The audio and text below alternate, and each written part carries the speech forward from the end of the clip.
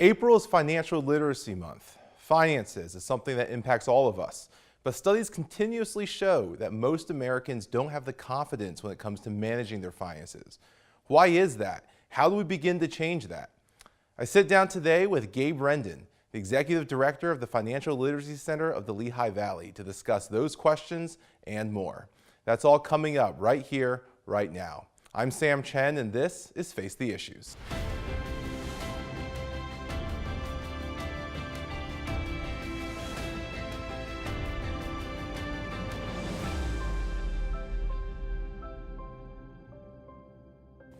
Good evening and welcome to Face the Issues. April, it's Financial Literacy Month. It is also the month that our taxes are due. But studies continually show that most Americans are uneasy about their finances and about financial literacy. Joining me this evening is the founder of the Financial Literacy Center of the Lehigh Valley, Gabe Rendon. Gabe, thank you so much for taking your time to join us. Thank you for having me on your show. I appreciate that. Absolutely. Let's start with the basics, 100-foot level or 30,000-foot level even.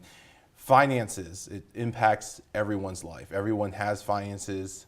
Everyone in some way is at some level of financial literacy. But continuously, we see these studies after study that show that Americans just aren't managing their finances well, why is that? And maybe even question before that, what do we mean when we say financial literacy, and why is it that we struggle with it? Sure. So financial literacy is the ability to analyze and manage personal financial conditions that impact our personal well-being, right? That impact us materially. So a financially literate individual is someone that possesses the knowledge to manage money wisely, borrow correctly, prepare for unforeseen risk, save and invest for their future, and they, in general, understand their relationship to money. Okay. We see in 2016, Forbes magazine had a study said nearly 2/3 of Americans could not pass a basic financial literacy test. And the questions included questions like, if you take out $1,000 that has a 20% interest rate, how much do you owe in interest in a year? And over 2/3 of Americans couldn't answer questions like this. Why is that? Why, if this impacts all of us, loans are something that people take out all the time to buy a car, to buy a house, to finance their education. Why is there such a high level of illiteracy with finances? Well, there are hundreds of different factors that have gotten us to this point as a nation, over the last 3 decades. But the number one reasons why, people currently, I think, are facing some issues with taking the first steps is just not having, having too many choices. We're like in an informational overload stage. So, a lot of times when you're struggling with something and 100 people are telling you we have the answers, sure. It's very easy to just not do anything and keep doing what you're doing. And we also see that, in our studies and our research that we've done, you're right. I mean, the numbers are staggering. It's a kind of like on an epidemic level. There was actually a startling study that I found when I started doing this research that from 1997 to 2008, high school students at graduation were being tested for financial literacy, and in 1997 they were failing. And in 2008, the grades went down by 10%. They actually went down every time they were tested.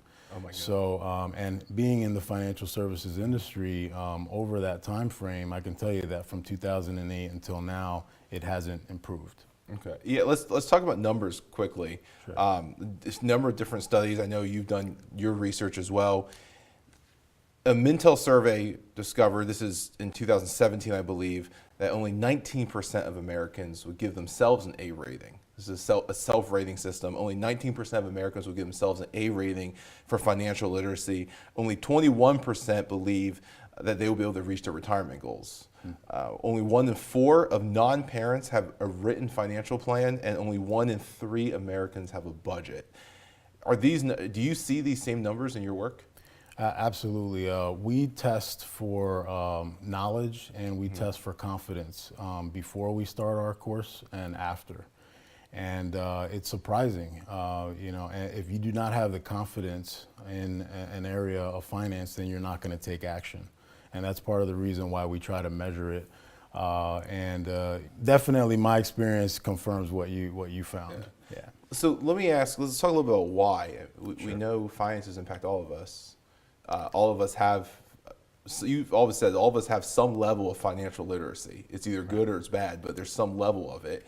And I've never met someone who doesn't want to get their financial house in order. I've never met someone who would turn down free money or someone who says, no, I don't want to be financially literate. Everyone wants to reach retirement age. Everyone wants to reach financial independence. So why then does these numbers get worse? You would think logically that they would get better as people want to do more and more research. Why are these numbers getting worse?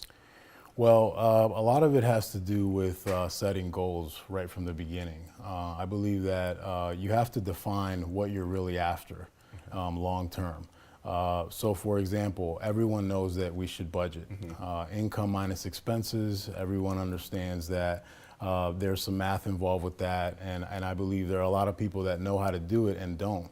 And a lot of that has to do with not knowing what they're really budgeting for. If you're just doing math for really the sake of saying, well, it's the right thing to do, I want to save money, that's not enough.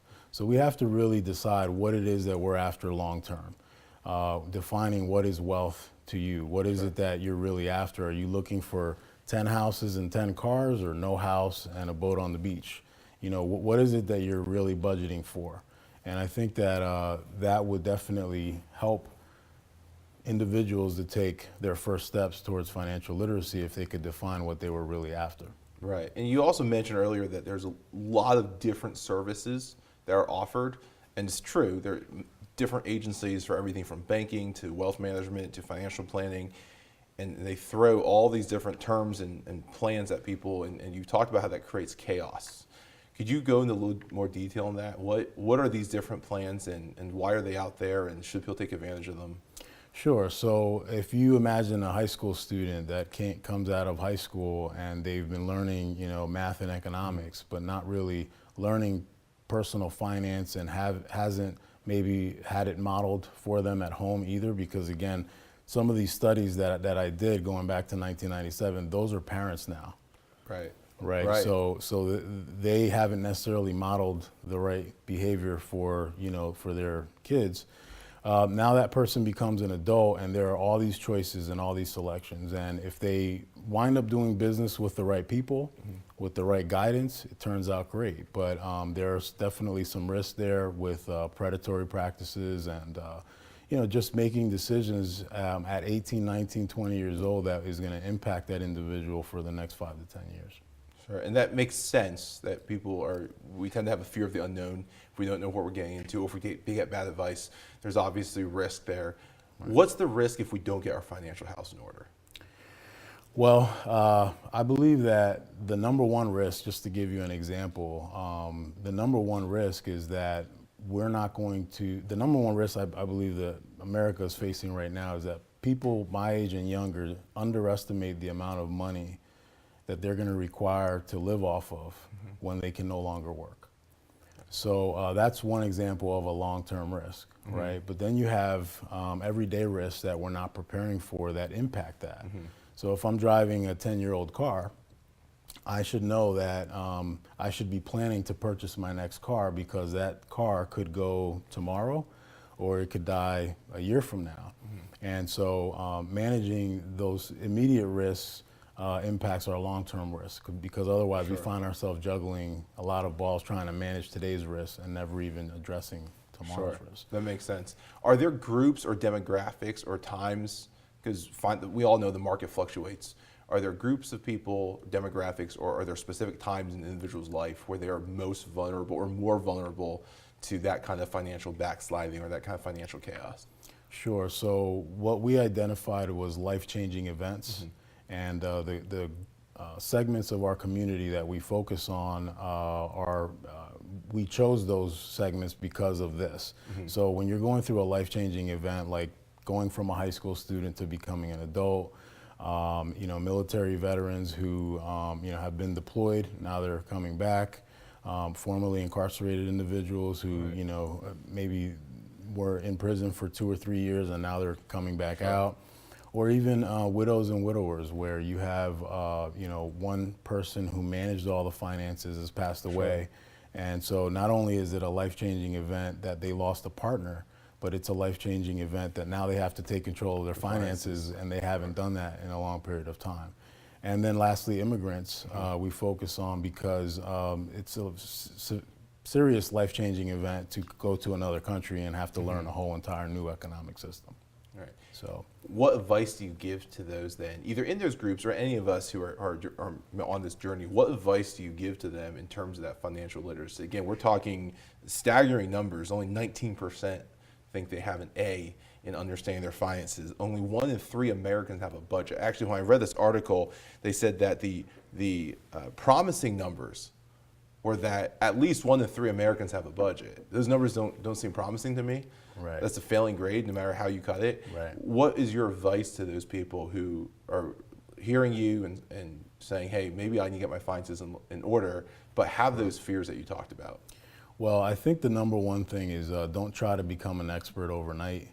There's no quick, get rich quick type of way of fixing this. You have to treat financial education the same way you would treat your savings. And what I mean by that is take a little bit of it every day. And, whether you're reading an article, whether you're watching the business news, and begin to just train yourself in those areas. Obviously, a great first step would be to take our course for those that need it. But we're only going to be able to give you so much foundational information in 2 months. Right. So after that, you're still going to need to continue to not only pay attention to personal finances and how they work, but what's happening around us in our economy. A year from now, there's going to be new technology, different things that are going to be impacting our economy that don't today. So you have to be aware of what's happening around you. Sure. I'm glad you brought that up. When we come back, we're going to talk a little about some practices, best practices, things like that. So I'm staying with Gabe Rendon, who is the founder and executive director of Financial Literacy Center of the Lehigh Valley. Don't go away. We'll be right back. Welcome back to Face the Issues. I'm sitting with my guest, Gabe Rendon. He's the founder and executive director of the Financial Literacy Center of the Lehigh Valley. Gabe, thank you again so much for taking the time and joining us. Sure. When we left off, we were talking about financial literacy, the importance of it, and the fact that study after study after study over years, you were citing studies as far back as 1997, showing that we don't have a good handle on our finances. Let's talk about some of the practices. What are the practices that you recommend to someone right off the bat to say, if you wanted to start this journey of financial literacy, and you mentioned earlier before the break, that this is not we do this today, we have results tomorrow. This is a practice. What are some of the steps that you recommend to begin that practice? Well, understanding budgeting is typically where most people begin, but it's also understanding how that budget works with your banking institution and executing the plan, understanding what some of your risks are, your unexpected risks. I think that we definitely know that anything bad can happen to us, but a lot of times we don't really define that for ourselves. Right. So what are the items in our home that we may need to replace? What's the status of our vehicle? And what am I doing to prepare for that? So in our lessons, we teach about money management, which includes budgeting and banking. We talk about saving for the unexpected, saving and investing. We talk about credit and employment and estate planning. So these are all foundational pieces that I think are important for everyone to start with. So it sounds like we teach a lot, and that's just the beginning, but honestly, you have to understand how they all work together, not just how they work individually, so that you can have a great foundation. Sure. Let's start with budgeting. You mentioned budgeting. That's kind of ground zero when we talk about finances. How should people approach budgeting? What are we doing wrong? Well, like I said earlier, setting a goal and what is the realistic goal of that? Why am I budgeting? I don't want to just sit here and do math just for the sake of it, right? I mean, even for me who like numbers, it's not something fun that I'm just going to sit around and do it for no reason. So what am I really after long term? And I don't just mean that, okay, I want to buy a house next year. I mean, that's definitely a goal that you need to establish, but long term, what am I really after, down the road? And are my finances pushing me in that direction? And so budgeting is really just like a thermometer that tells you where you're at and what you need to do to get to where you want to go. It's not really about locking you into certain behaviors, which I think people feel restricted when they think about budgeting. Like, I'm not going to be able to just do whatever I want anymore. And it's really about finding out what are you doing with your money, and does that line up with what you really want to do? Sure, that makes sense. That makes a lot of sense. Along with budgeting, we see, like we said earlier, only 1 in 3 Americans have a budget. And you also mentioned credit. We talk about credit, and it seems that, again, study after study seems to show that we have a problem with credit in this country. Not just individuals. A lot of corporations have a problem with credit. Our federal government has a problem with credit. Talk a little about credit. How does credit work? Well, the number one item that everyone needs to consider when they're going to borrow money is that compounding interest is a powerful force. And you can use it for your benefit, or if you borrow money, then the bank is getting the benefit of that compounding interest. And so I think that we've gotten away from that. Generations ago, grandfathers and maybe their parents understood the risk of borrowing money and the fact that if you lose your job, they could take your home, your car. And I think that we've made it very easy to get credit. And it's so easy to get credit that it's kind of risky, to enter into that world and not know what you're doing. And then you combine that with, again, predatory practices and financial illiteracy, and you're creating, a lot of bad decisions, basically, for a lot of individuals that impact them for 5, 10 years, and maybe even longer. Right. You also talked about the ideas of saving, employment. There's a bunch of different programs, ideas that you brought up, and you're explaining that this is just the starting line. Right. Where is it possible for someone who's watching this, or someone that you would meet on the street, someone that comes into your classroom, and they hear all this and they say, okay, I just don't think this is doable. What do you say to someone like that? Because again, finances affect all of us. All of us have a financial literacy score, if you will. What do you say to someone that just says, this is way too much? If this is the starting line, I don't think I can take this journey. Sure. Well, one of the reasons why we teach the way that we teach is to sort of defeat that thinking. So we have visual instruction as far as video, we have verbal instruction, but we also do hands-on instruction that the students are practicing a lot of what we're explaining to them as we go along. And so they're doing what we're explaining, and at the end of 8 to 12 weeks of doing some budgeting, it's going to feel a lot more comfortable than it did the very first time you started. So I would encourage them not to, to keep an open mind and to consider continuing, this little by little, learning a little bit more every day and taking some steps. Anything is better than nothing. Sure. Time is on your side, and if you allow a day to go without you learning something, you can't get that day back. And meanwhile, your goals are getting closer to you every day. Right. So is the larger problem then the theory that people don't understand finances, or is the larger problem that they're not practicing good? There's not good practice, or is it both? It's both. I believe that a lot of people look at personal finances as being really difficult and really hard to learn. And you don't have to be an expert to do a lot of the, you don't have to be an expert to get ahead and satisfy your goals. You just have to learn some basics. Now, where you go after you have those basics is up to you. You can take it further. But it seems like a huge mountain before you get started, and it really doesn't have to be.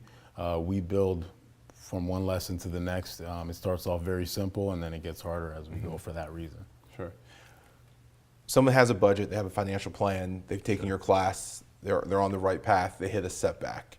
What should they be doing? What should they not be doing in a setback? Sure. Well, it's all about preparation, right? I mean, and this is kind of goes back to your last question. It's all of us face a risk today, tomorrow, 10 years from now, Right. 30 years from now.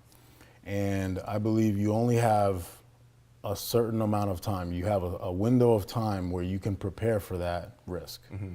And once that window closes, it's too late.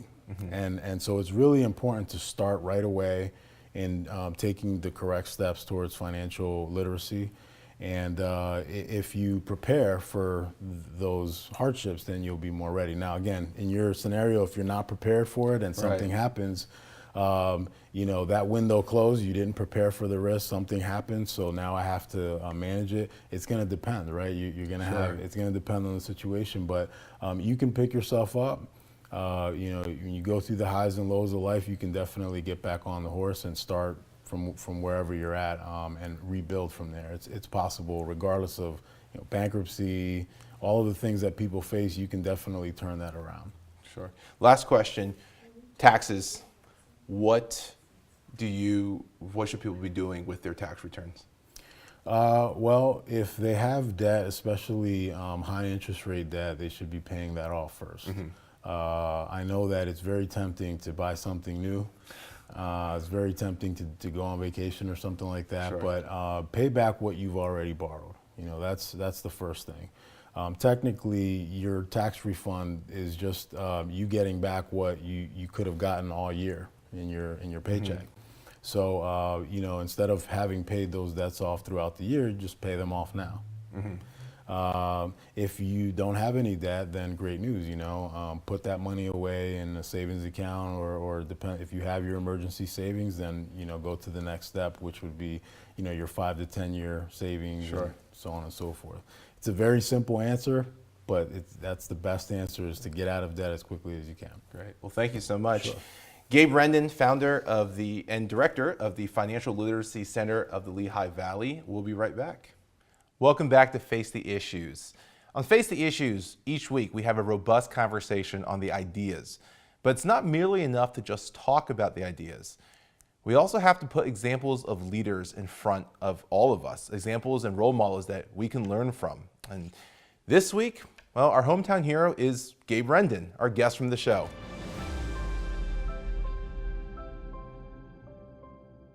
Welcome back, and thank you so much. You. Appreciate that. We just talked about financial literacy and the importance of financial literacy, but you actually started a nonprofit organization called Financial Literacy Center of the Lehigh Valley. Can you talk to me about this organization? Sure. So as you mentioned, it's a nonprofit organization created to increase financial literacy in the Lehigh Valley. We desire to empower individuals so that they can advance and transform their lives through personal financial education. And our focus, our mission is to five groups in our community. So high school students, immigrants, military veterans, widows and widowers, and anyone that's come out of prison in the last 3 years. We believe that everyone needs to learn more about personal finance, but these groups are facing or have faced a life-changing event that gives them additional obstacles, and so we want to focus our attention there first. Sure. And it was created because having been in the financial services industry for 17 years, the most rewarding part of banking for me wasn't what I was getting paid. It was really, I discovered in my mid-30s that what made me happy, what made me get up every day, was being able to help someone. You know, I would give them information so that they could make an educated decision that impacted their life. And seeing someone buy their first home or consolidate their debt or whatever it was, that was the most rewarding part of the job for me. So that's sort of what sparked the thought of financial literacy. Sure. What can you tell me? Two sides of this question. The first, if someone's looking to take a class, how do they do that? Secondly, for everyone else who's looking to support your organization, how can we go about doing that? Sure. So everyone, whether they're looking to take a class, volunteer, or donate, should go to our website, which is FLCLV.org. So it's our initials. And at the website, they're able to register for classes under our in the community section. And then we have a donate button you could just click and just make a donation right online if you want to support. Volunteers should fill out a contact form, and actually students can do the same if they want. That'll allow them to subscribe to our, to our updates that we send out on email and Facebook, and we will get their information and contact them about volunteering opportunities as they open up. Gabe, thank you so much for what you do, for your heart, for people, for the community. I really appreciate that. Thank you, and thanks again for having me on the show. Absolutely. Thank you for coming on. We'll have to have you back. All right, great. Thanks. Gabe Rendon, the founder and executive director of the Financial Literacy Center of the Lehigh Valley. Check out the website. It's FLCLV.org. And as some of you may have noticed, normally I have a Face the Issues mug. Today we are using the Financial Literacy Center mugs in honor of Gabe. So check out the website. I'd love to have your support for that organization. Well, that's all the time that we have tonight. Thank you so much for joining us, and continue this conversation with us online. Just use the hashtag #FaceTheIssues. And tune in again next week as we unpack another issue with another guest. My name is Sam Chen. On behalf of all of us here at Face the Issues, thank you and good night.